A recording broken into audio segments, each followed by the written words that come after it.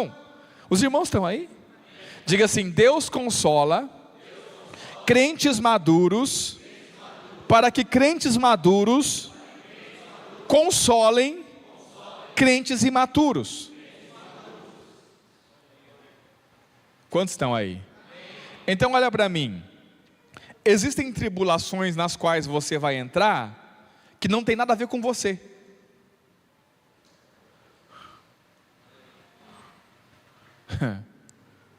Consegue compreender o que o pastor está falando? Não tem nada a ver com você. Tem a ver com alguém que você vai encontrar lá na frente. Mas quando você encontrar essa pessoa lá na frente, você precisa estar pronto para consolá-la. Mas como isso, pastor? Simples, se você for consolado. Então vamos ler de novo, observe, leia com atenção.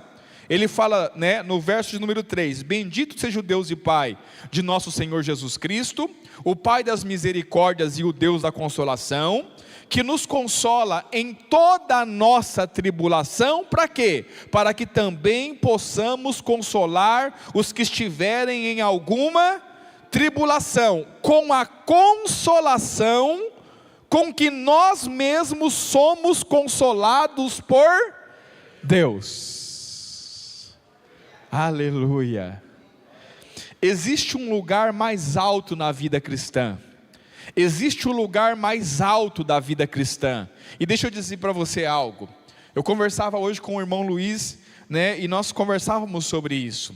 O lugar mais alto da vida cristã, irmãos, não é em cima de um púlpito, não é realizando milagres pelas encruzilhadas da vida, não é em hospital orando e morto, não são esses lugares.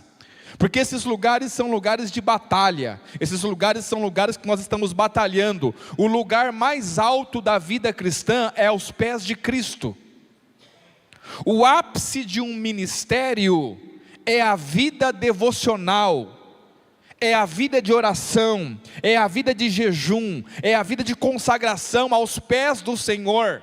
E nós temos que entender isso, irmãos, porque é nesse lugar que nós somos consolados, e é nesse lugar que nós nos tornamos aptos para consolar crentes que ainda não se achegaram ao Senhor.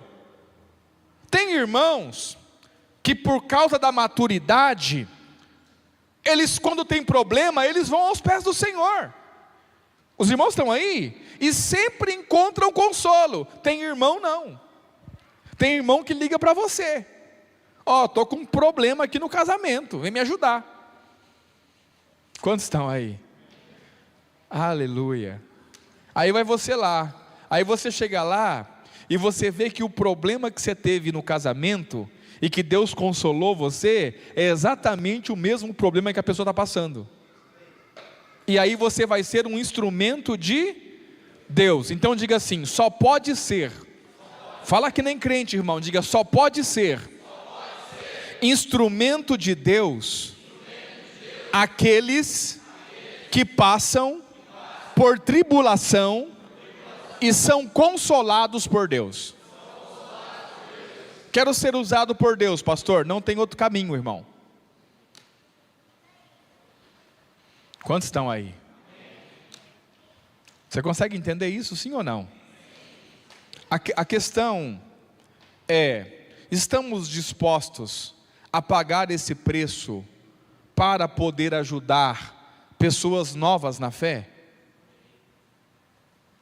Será que nós conseguiríamos orar hoje e dizer: Senhor, eu quero enfrentar todas as tribulações necessárias para poder ajudar todas as pessoas que eu vou encontrar no meu caminho, que estarão precisando de consolação nessas áreas? Esse é o ponto. Diga: ministério não é glória. Diga: ministério é humilhação.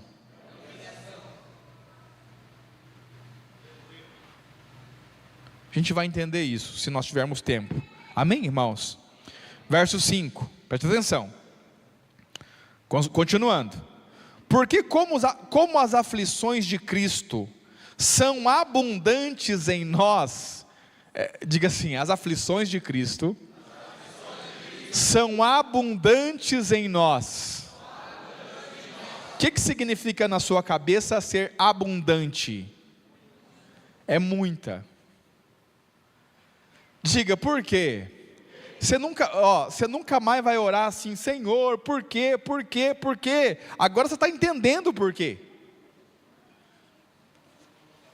Diga, quanto mais aflição, quanto mais tribulação, mais útil eu sou.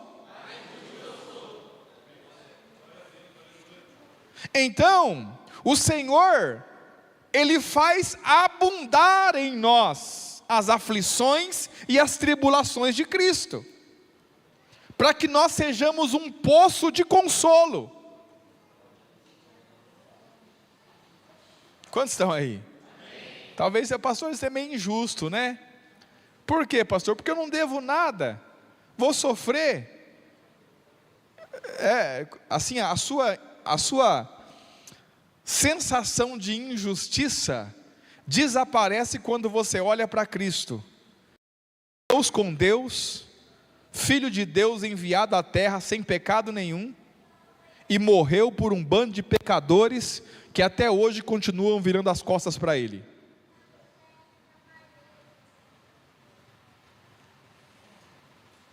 Então diga assim, olha para o seu irmão, sorria, fala, irmão, eu profetizo. Diga, em nome de Jesus, que as aflições de Cristo vão abundar em sua vida, e você será um instrumento poderoso nas mãos do Senhor. Aleluia. Alguém fecha a porta lá, irmão. É perigoso o irmão sair antes de terminar a mensagem, né? Que às vezes é melhor não saber. Continuando, olha só. Porque como as aflições de Cristo são abundantes em nós, assim também é abundante a nossa consolação por meio de Cristo. Nós somos afligidos, somos consolados, para estarmos preparados para consolar quem precisa. Amém, irmãos? Verso 6. Mas se somos atribulados, é para a vossa consolação e salvação. Ou, se somos consolados, para a vossa consolação e salvação é, a qual se opera, suportando com paciência as mesmas aflições que nós também padecemos. Você vai encontrar a pessoa chorando, você vai encontrar a pessoa resmungando, dizendo, olha, você vai dizer assim, calma, já passei por isso. Eu sei exatamente como é que é, eu sei exatamente o que você está sentindo, eu sei o que passa pela tua cabeça, e deixa eu dizer algo para você, o Senhor é contigo. E talvez a pessoa vai perguntar assim, mas como que, qual é a garantia que você me dá de que o Senhor é comigo? É porque quando eu passei por essa mesma situação, o Senhor também foi comigo. Ele me consolou, Ele não me abandonou, Ele teve misericórdia de mim, e assim como Ele teve misericórdia de mim, Ele terá também misericórdia de você. Irmãos, olha para os homens de Deus, e me mostra um só deles, que foi chamado, sem sofrer antes. Me mostre um só deles, que o chamado não lhes causou problemas terríveis.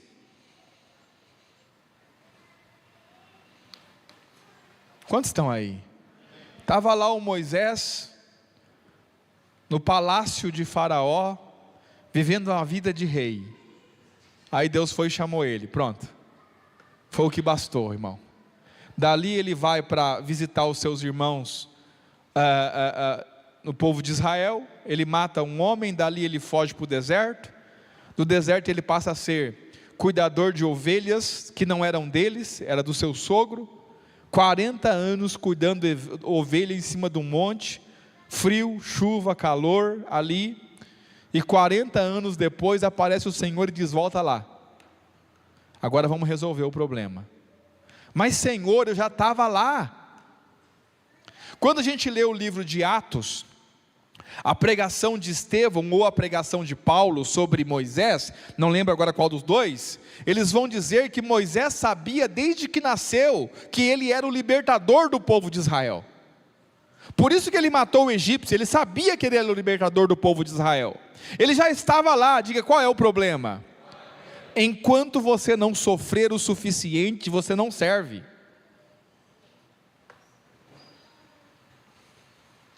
Quantos estão aí? Você só vai servir depois que você suportar as aflições suficientes.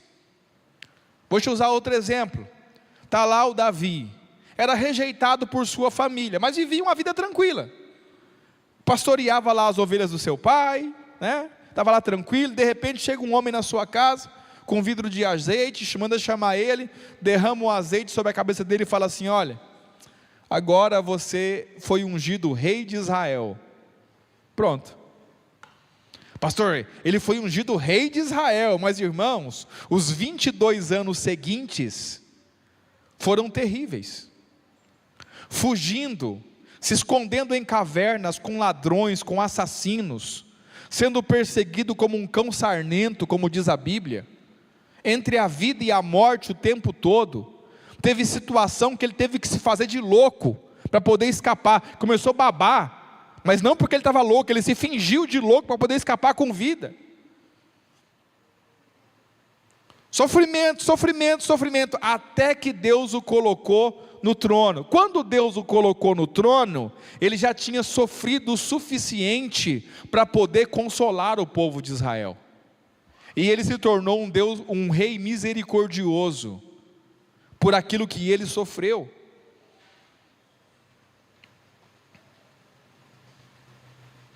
Quantos estão aí? Existem assuntos, irmãos, dos quais nós não temos autonomia para falar com as pessoas. Olha para mim, entenda algo. Eu vou falar algo aqui, talvez não vai fazer muito sentido para os irmãos, mas pelo menos preste atenção.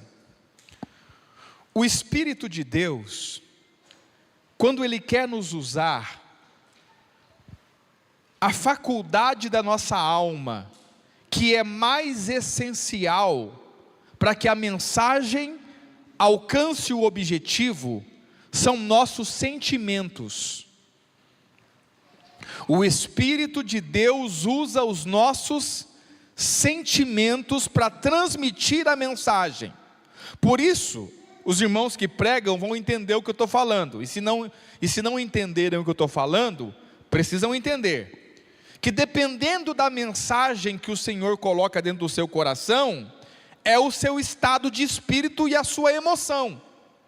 Você vai perceber que tem dias que eu chego aqui extremamente revoltado, mas porque a palavra que Deus colocou no meu coração gera uma indignação, e essa emoção, ela é o veículo que faz com que a palavra de Deus tenha vida. Os irmãos estão aí? Então, por exemplo, o Senhor colocou uma palavra de exortação, e eu estou aqui sorrindo e brincando. Não faz sentido, a emoção não é compatível com a palavra que Deus colocou dentro. Consegue compreender? Por isso que a emoção daquele que prega o Evangelho precisa estar de acordo com a palavra, e não é um teatro. Existem momentos que você fica irado, mas porque a palavra que Deus colocou te gera uma ira, e essa ira faz com que a palavra saia com vida e verdade. Consegue compreender? Quando é uma palavra de misericórdia, você se sente manso. Então o Espírito de Deus usa os nossos sentimentos. Esse é o veículo de transmissão da palavra. Os irmãos estão aí? Consegue compreender? Preste atenção. Você não vai conseguir ter a emoção necessária para transmitir a mensagem de algo que você não viveu. Quantos estão aí? Suponhamos, né? Nós tivemos a triste notícia, né? Eu chorei um monte com a notícia do bebezinho que morreu. Irmãos, que coisa, né? Eu acho que nenhum pai e nenhuma mãe deveria passar por isso, né? Eu não sei, eu para essas coisas eu não dou conta. Passei a noite chorando, porque, sabe, depois que você tem filho, as coisas mudam. né? Parece que eu conseguia sentir a dor do pai e da mãe, sabe? E assim, a minha vontade era de alguma forma arrancar, se eu pudesse arrancar lá, porque eu imagino o sentimento, sabe? Só que eu não tenho como aconselhar um pai ou uma mãe que perdeu um filho. Diga por quê? Porque eu não fui consolado nisso. Eu não passei por isso. Então, se o pai e a mãe dizer assim, ó, você não sabe o que eu estou sentindo, eu vou ter que dizer, verdade, eu não sei o que você está sentindo. Consegue compreender? Então, para nós sermos usados por Deus, irmãos, nós precisamos passar pela experiência, e aí seremos úteis ao Senhor. Quantos querem ser úteis ao Senhor? Não tem como ser útil ao Senhor sem sofrimento. Quantos estão aí, irmãos? É simples desse tanto. Poderia pregar outra coisa para você, mas estaria te enganando. Pastor, qual vai ser o alcance do meu ministério? A sua capacidade de sofrer as aflições que o Senhor te impor. Por que o ministério de Jesus alcançou o mundo inteiro? Porque a capacidade dele de suportar as aflições foi muito além. Por que o ministério de Paulo foi tão abrangente? Você lê a lista ali do que Paulo passou, ele vai dizer, fui apedrejado, quantas vezes, surra de vara, fui dado como morto, apanhei, naufrágio, fome, nudez, né? Ou seja, quase morri várias vezes, né? Por 4 vezes ou 5 vezes, recebi uma quarentena de açoite -1, o cara sofreu tudo que tinha que sofrer. Esse cara está apto para consolar todo mundo.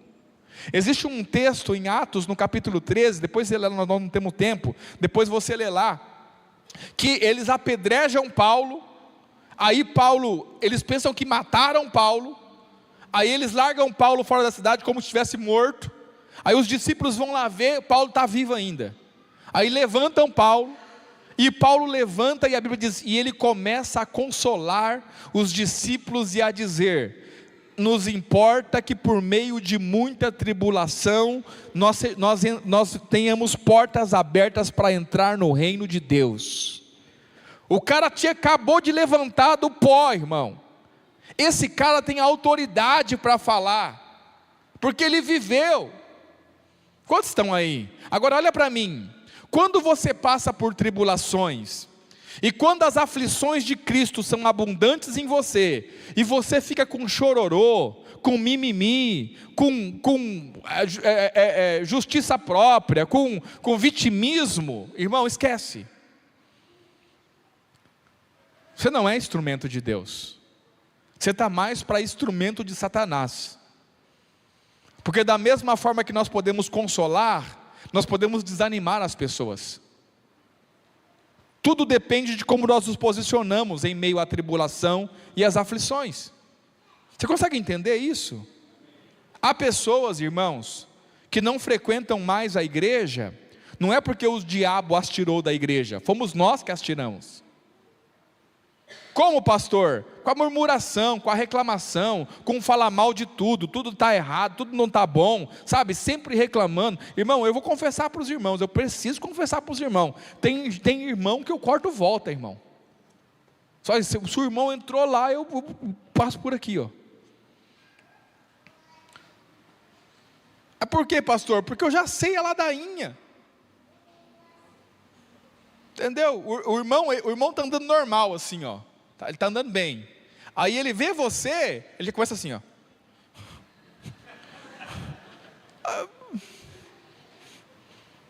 É que nem aquelas pessoas que vão fazer consulta no INSS. Está normal, chegou lá normal. Mas na hora que vai entrar na sala, arrasta o pé, arrasta o braço, se entorta tudo. Diga assim, devemos ser homens de verdade e mulheres de verdade, que honram o nosso Deus, Pai das misericórdias e Deus de toda consolação. Sabe o que é que você está falando quando você murmura no meio da aflição? Diga o quê? O meu pai não é capaz de cuidar de mim. É por isso que eu estou reclamando, estou sozinho aqui. É essa a mensagem que você passa. Eu tenho um pai que não se importa comigo, que me abandonou em meio à minha tribulação, em meio à minha aflição, e é por isso que eu estou reclamando, porque eu não tenho esperança. Pesado, irmão? Ou não? É para suportar? Mas essa é a mensagem. Essa é a mensagem. Porque olha para mim, pensa um ímpio olhando para você. O que você é? Sou filho de Deus, sou crente, sou servo de Jesus Cristo, amém, amém. Tá, o que você vive capengando? O que você vive reclamando o tempo todo? Que Deus é esse que não te sustenta, que não te supre, que não te consola? E na maioria das vezes, não é que Deus não consola, é que nós não buscamos consolo em Deus. Consegue entender? Outro dia eu estava com um pastor, e esse pastor ele tem o costume de ficar pedindo dinheiro para todo mundo.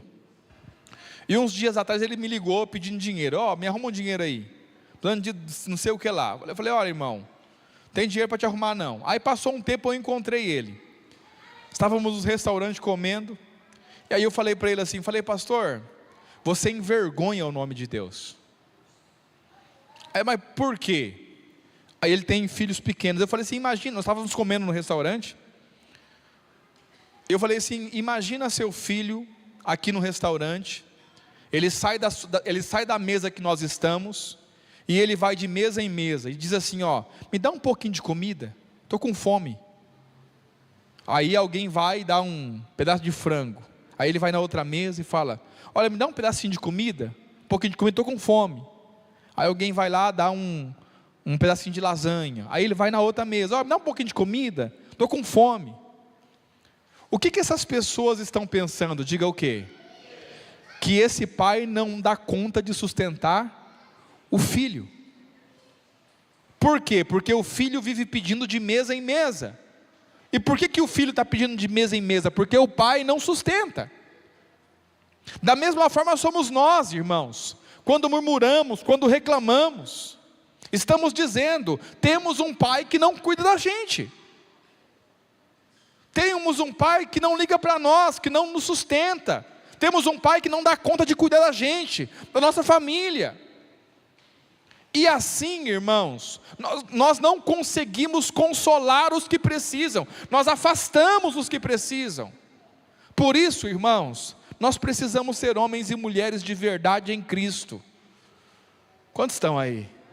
Suportar as aflições, suportar as tribulações, sabendo que o Senhor está nos submetendo a isso, para que outras pessoas no futuro sejam beneficiadas por aquilo que nós fomos consolados.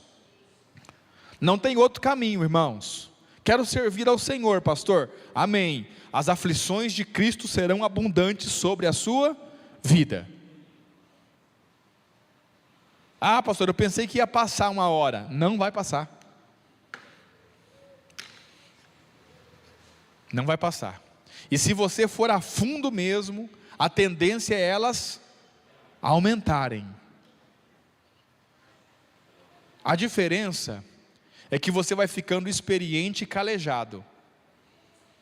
E chega uma hora que já não dói mais, sabe? Isso é bom. Amém, irmãos? Continuando. Não consegui sair do texto, eu tinha 6 textos para ler. Vamos lá, onde nós paramos? 6. Mas se somos atribulados, é para a vossa consolação e salvação.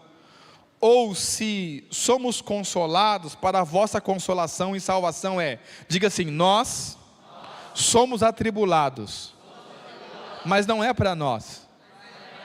É para a salvação e consolação de outros. Diga, nós somos consolados. Mas não é para nós. É para salvação e consolação de outros. Os irmãos estão aí? o qual se opera suportando com paciência as mesmas aflições que nós também padecemos. Aí ele vai contar a experiência. E a nossa esperança acerca de vós é firme, sabendo que como sois participantes das aflições, assim o sereis também da consolação. Irmãos, Deus não deixa ninguém sem consolação. Só existe uma forma de você ficar sem a consolação do Senhor. Diga qual? Se você não a buscar. Mas Deus consola a todos que sofrem. E essa esperança é firme. Nós temos que aprender a ir aos pés do Senhor, irmãos. Nós temos que aprender a chorar aos pés do Senhor.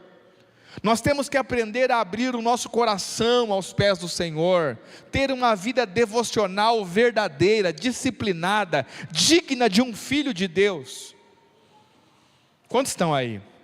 Continuando, verso de número 8: porque não queremos, irmãos, que ignoreis a tribulação que nos sobreveio na Ásia, pois que fomos sobremaneira agravados, mais do que podíamos suportar. Diga, tribulação e aflição, mais do que se pode suportar. Aleluia. Pastor, não estou entendendo. Provação mais do que se pode suportar? Dependendo do tamanho da obra que Deus quer fazer através de você, irmão, segura firme, porque vai vir tribulações das quais você vai desesperar-se da vida. Quantos estão aí?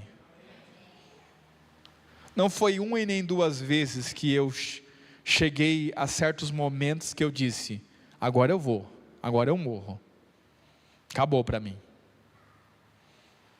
não dá mais. E aí você se desespera da vida, aí você fala: vou morrer, que nem aquele bichinho, né?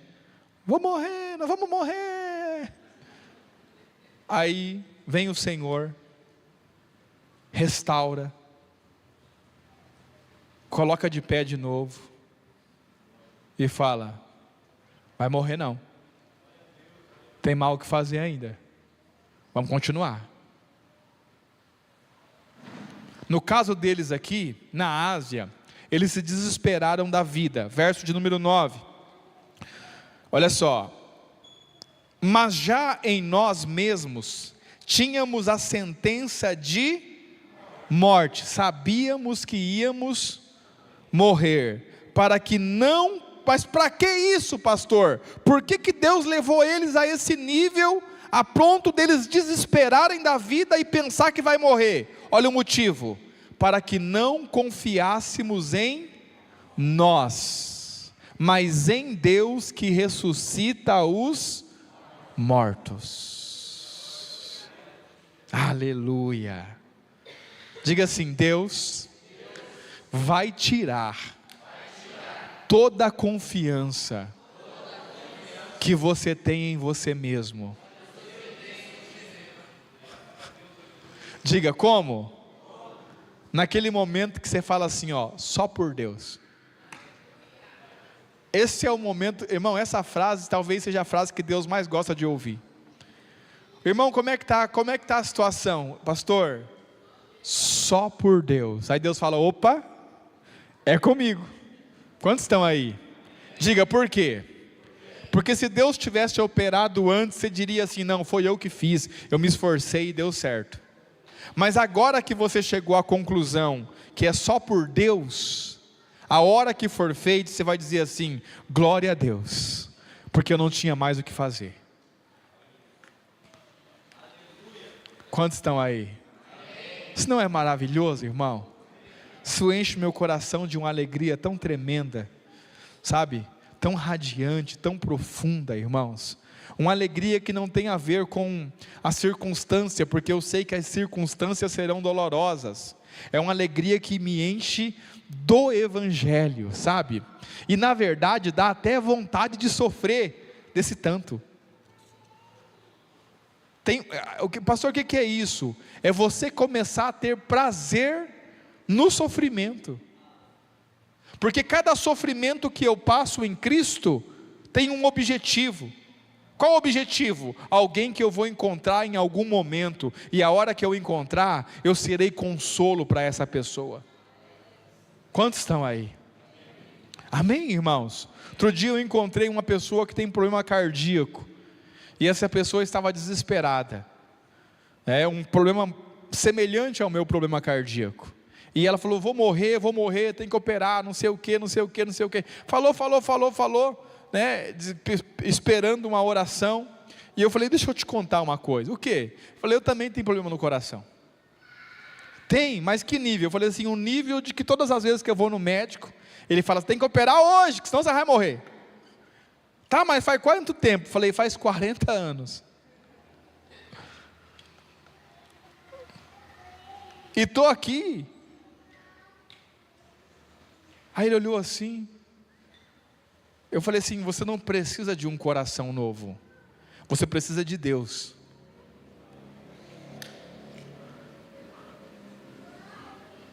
Eu não preciso de um coração para viver. Eu preciso de Deus. Quantos estão aí? Porque o meu Deus é capaz de me fazer viver sem coração, se Ele quiser. Quantos estão aí? Você consegue entender?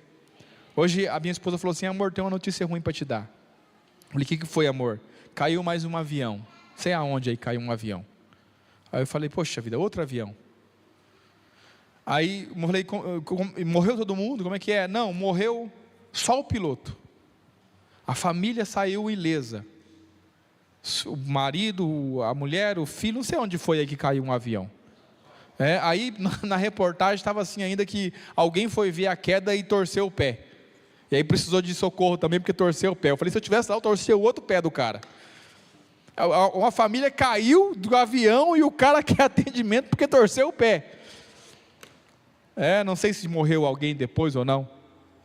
Mas eu falei, irmã, amor, quando chegou o seu dia de partir, e se você tiver que partir por causa de acidente de avião, ainda que você não entre nele, ele vai cair na tua cabeça.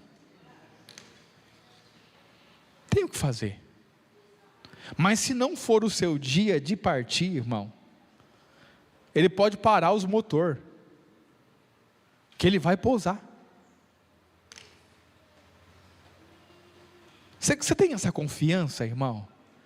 Eu não vou viver um segundo a mais do que Deus decidiu que eu vou viver, e nem um segundo a menos. A minha vida é dele. Então não adianta. Qual de nós, com as nossas preocupações, pode acrescentar um côvado à sua estatura? Nenhum. Então, o que eu tenho em mente?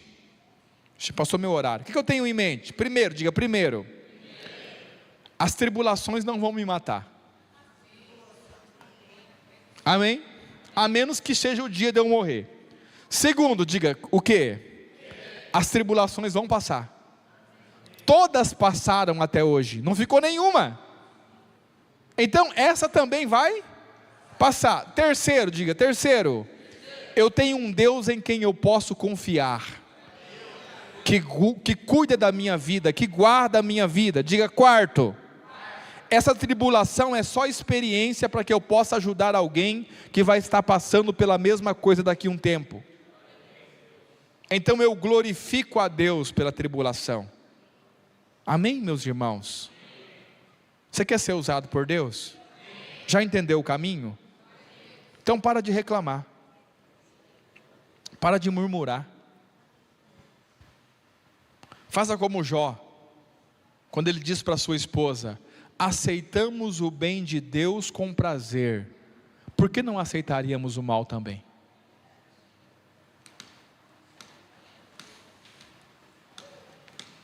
Essa era a hora do louvor vir aqui cantar uma música e dizer assim: chuva de bênçãos teremos, é a promessa de Deus.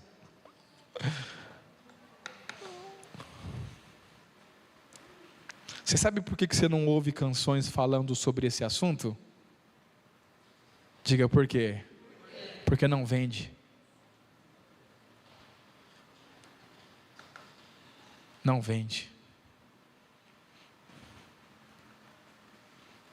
Mas essa, irmão, é a raiz do Evangelho. Sabe por que nós podemos ter confiança que Jesus Cristo sempre vai nos socorrer? Diga por quê. Abra sua Bíblia lá. Me dá mais 5 minutinhos aí. Hoje é sexta-feira, irmão.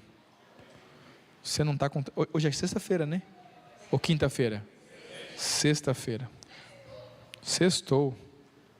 Você não está com tanta pressa assim. Hebreus, carta de Paulo aos Hebreus,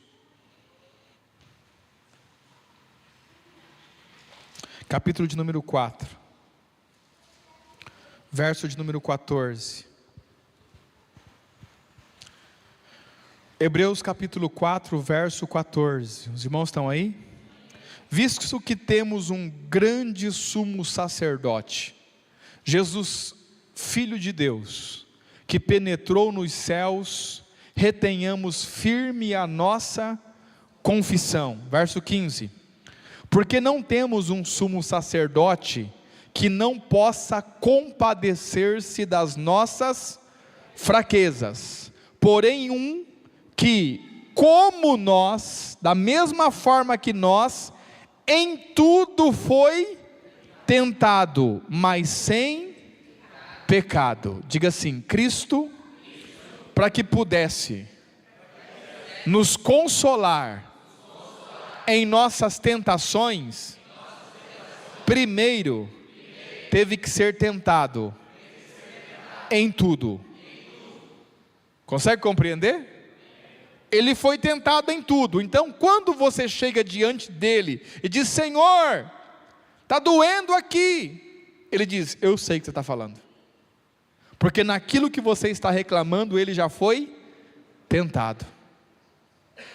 Nós só somos úteis no ministério, irmãos, quando a nossa experiência, diga, a nossa experiência, não nosso conhecimento, não nossa teoria acerca das coisas, quando a nossa experiência valida o que nós estamos falando para as pessoas. Você consegue entender a diferença? Nós podemos montar boas pregações, mas que não tem realidade, porque não vivemos. E o ministério efetivo tem a ver com aquilo que nós já vivemos. Fomos consolados por Deus, para que possamos consolar os que precisam. Quantos estão aí? Amém, meus irmãos? Fica claro para os irmãos isso? Vamos ler mais um texto, né? Para não ficar só nisso aqui. A primeira carta de Paulo aos Coríntios, capítulo de número 4, a partir do verso de número 9. Olha o que é o ministério. 1 Coríntios capítulo 4, verso de número 9. Diz assim: porque tenho para mim que Deus a nós, apóstolos, nos pôs por primeiros. Uai, os apóstolos não são os primeiros? Eles são o quê? Os últimos, como condenados à morte. Diga por quê? Porque esses homens precisam gerar vida, e para que eles possam gerar vida, eles têm que viver morte. Em nós reina a morte, para que em vocês reine a vida. 1 Coríntios, 2 Coríntios capítulo 4. Continuando, olha só. Pois somos feitos espetáculos ao mundo, aos anjos e aos homens. Continuando, verso 10. nós somos loucos por amor de Cristo, e vós sábios em Cristo. Diga assim: se eu quero fazer alguém sábio em Cristo, eu preciso me tornar louco em Cristo. Quantos estão aí? Diga: não é um sábio que gera outro sábio. Diga: é um louco que gera um sábio. Continuando, ele vai dizer assim, verso 10 ainda: nós fracos, diga, nós fracos, e vós fortes. Quero gerar alguém forte, eu preciso ser diga assim: não é um forte que gera outro forte. Diga: é um fraco que gera outro forte. Diga: por quê? Porque quando nós estamos fracos, é aí que nós estamos fortes. Se você não quer viver fraqueza, você nunca vai gerar alguém forte. Continuando: vós ilustres ou respeitados, e nós vis ou desprezados. Se você quer gerar alguém respeitado, você precisa ser desprezado. Isso é ministério. Esse é preço a ser pago. Pastor, e esse glamour e essa luxúria que nós vemos aí nas igrejas, isso não tem a ver com o Evangelho. Isso não tem a ver com Cristo. Isso não tem a ver com a essência da vida de Deus. Isso tem a ver com glória humana, projeto humano, planos de homens, que nada tem a ver com o Evangelho. Olha como está claro, irmãos. Quantos estão aí? Verso 11: até esta presente hora, sofremos fome, sede. Você já imaginou um apóstolo de Deus passando fome e sede? Sabe o que a igreja de hoje diria acerca de um homem desse? Diga: o quê? Não é de Deus, está em pecado, esse miserável, passando fome. Mas como você vai consolar alguém que está passando fome, se você nunca passou fome?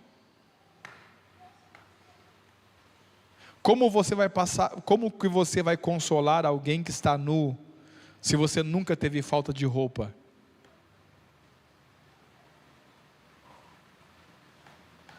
Quantos estão aí?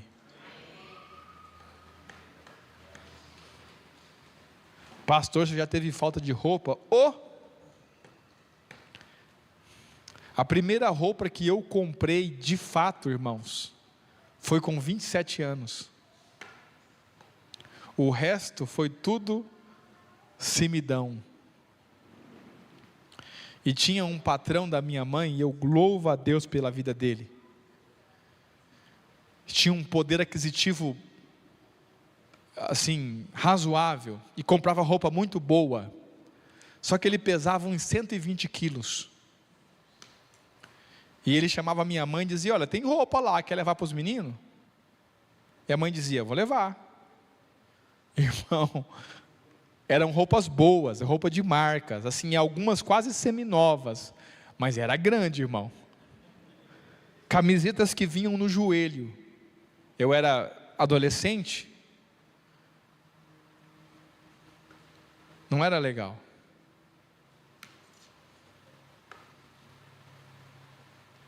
Passou fome, pastor? Não passei fome. Mas eu não passei fome porque eu comi resto de comida por muitos anos. Louvo a Deus por isso. Minha mãe trabalhava para esses irmãos, que são uma bênção. Trabalhava num restaurante. E toda a sobra de comida que tinha, ela dizia: eu vou levar para os cachorros. Só que nem cachorro ela tinha. Ela chegava em casa com aquela sacola toda misturada. E ela ia tirando os pedaços de carne, limpando, colocava de novo na frigideira, fritava aquilo, e nós comíamos. E eu comia muita carne, irmão, muita carne, muito resto de carne. Eu sou carnívoro, né? Na época eu comia 1 quilo de carne assim, mais fácil, porque todo dia tinha aquela montoeira de carne, só era resto.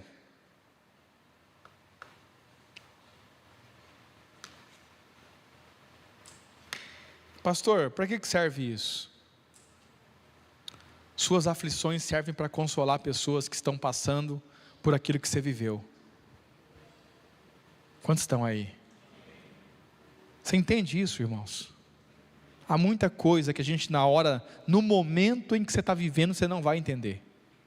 Você só vai entender depois.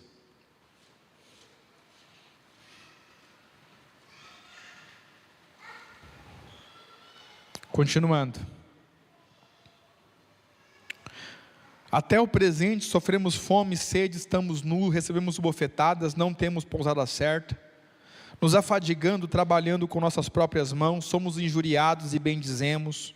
Diga, injuriados e bendizemos.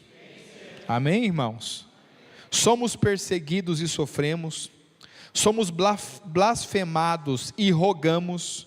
Até o presente tempo, chegamos a ser como o lixo desse mundo e como a escória de todos. Diga, para quê? Para ser útil para Deus.